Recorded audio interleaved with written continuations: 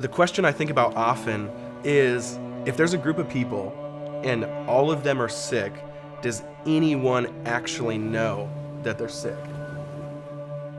I think it specifically relates to our world right now with love, sexuality, dating, marriage, and relationships. We're infected with this disease of fake love, of a bad view of love, of lies we believe about sexuality and marriage, and it's killing us and it's hurting us. And I know that was my story. Porn addiction starting at 11 or 12, hookups and seeing girls as objects starting in high school. And you don't realize until later that the symptoms actually start to show. And I think that's a lot of people's stories. I find it interesting that the very thing almost all of us are pursuing most, or the thing we want the most, intimacy, romance, and love, and another person to connect with, weirdly becomes the center of almost all of our pain and hurt and shame and angst.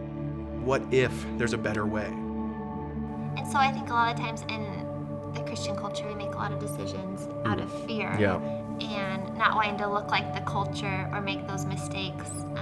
But then that's not what the Lord wants for us either.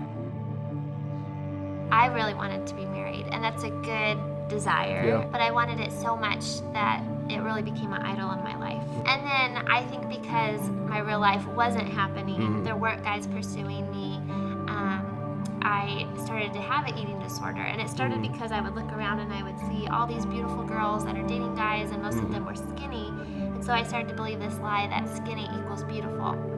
And so really became in the bondage of this eating disorder for years.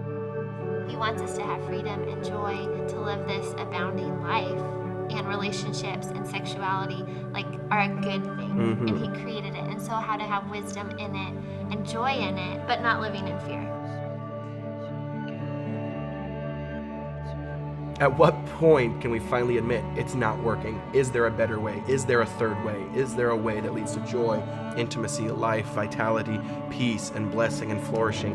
And whether it's the religious circles or the lies we believe in culture, I think the problem is the same, and it's this micro focus on the fact that we think marriage self-terminates on us. It's just about us. And to me, that's the antidote to that sickness of realizing that two people becoming one in the promise of marriage is actually an invitation into the divine drama. You're actually being called into this greater story where it's not just about making me feel better, but it's actually about giving. Why? Because it's about a greater story, and I give because He gave to us first. And that's a story worth living. That's a story worth telling. And when you live in that divine drama, you live in what marriage is actually for, then that's when things click together. That's when you find the peace and flourishing in your marriage that you've been looking for this whole time.